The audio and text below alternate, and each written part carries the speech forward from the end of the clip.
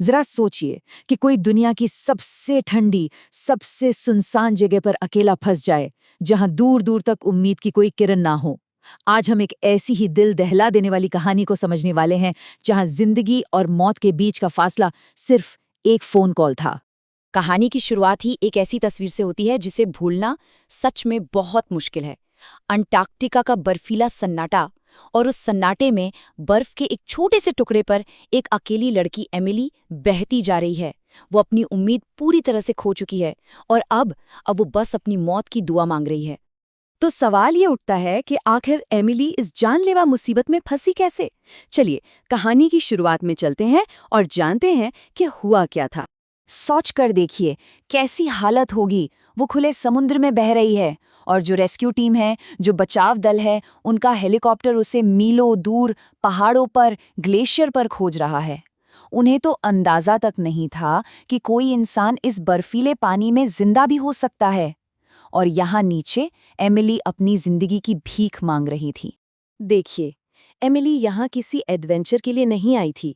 वो यहाँ एक वादा पूरा करने आई थी, अपनी छोटी बहन से किया गया एक आखिरी वादा। उसकी बहन की ख्वाहिश थी कि उसकी राख दुनिया की सबसे खूबसूरत और सबसे ऊंची जगह पर बिखेरी जाए, और यही प्यार, यही वादा उसे इस खतरनाक सफर पर ले आया था। तो ये सब हुआ कैसे? बस एक वादा था, एक कदम जो फिसल गया, और फिर अंधेरा। जब एमिली की आंख खुली तो वो अपनी मंजिल से मीलों दूर सीधा मौत के मुंह में थी। और यहीं से एमिली की असली लड़ाई शुरू होती है, सिर्फ और सिर्फ जिंदा रहने की लड़ाई, जहां हर एक पल एक नई चुनौती लेकर आ रहा था। उसके बैग में बस यही कुछ चीजें थीं, जो कल तक एक मामूली सामान था, आज वही बर्फीले तूफान और भूख के खिलाफ उसके सबसे बड़े हथियार बन चुके थे। और उसकी समझदारी देखिए, अपनी प्यास बुझाने के लिए उसने कोई और रास्ता नहीं, बल्कि अपनी डायरी का एक पन्ना फाड़ा और दूरबीन के लेंस से सूरज की रोशनी को एक जगह लाकर आग जलाए। मतलब पानी की एक एक बूंद के लिए उसने अपनी यादों को जला दिया। ये उसकी जीने की जबरदस्त इच्छा को दिखाता है। और ये सब कुछ हो रहा था -34 डिग्री सेल्सियस के तापमान में। सोचिए, एक ऐसा तापमान जो हड्डियों को जमा दे, जो पल भर में किसी की भी जान ले सकता है। लेकिन इंसान का शरीर भी तो एक सीमा तक ही साथ दे सकता है ना, है ना? जल्द ही उस अकेलेपन और नाकामियों का बोझ उसके हौसले को धीरे धीरे तोड़ने लगा। कई दिनों के बाद आखिरकार एक उम्मीद की किरण, उसे दूर एक जहाज दिखाई देता है। एक पल के लिए उसकी सारी थकान, सारी निराशा जैसे गायब हो जाती है। वो अपनी पूरी ताकत लगाकर चिल्लाती है, हाथ हिलाती है। उसे लगा बस अब वो बच गई।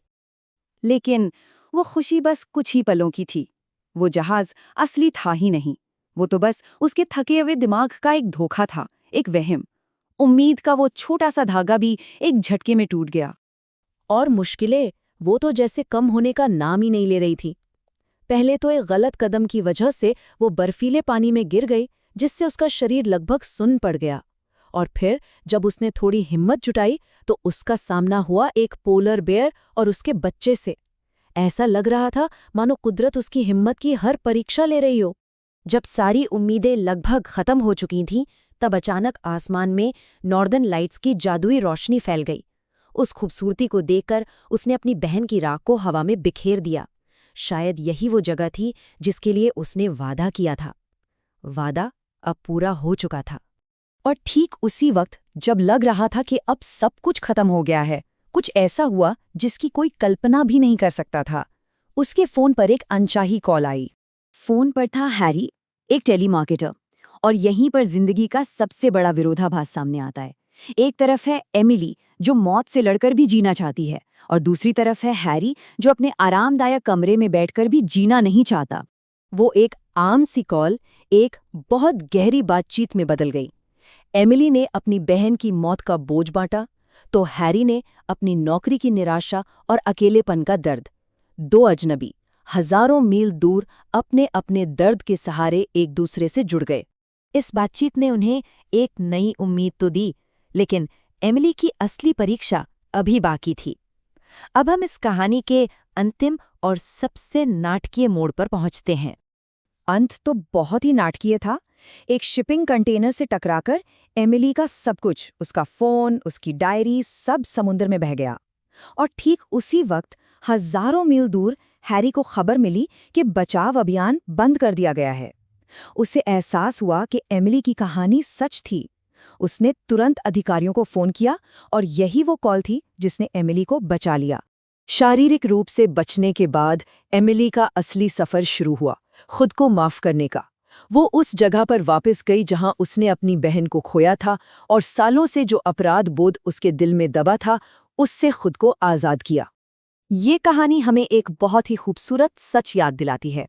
एमिली और हैरी, दो बिल्कुल अलग दुनिया के लोग, एक दूसरे के लिए उस वक्त सहारा बने जब वो पूरी तरह से अकेले पड़ चुके थे।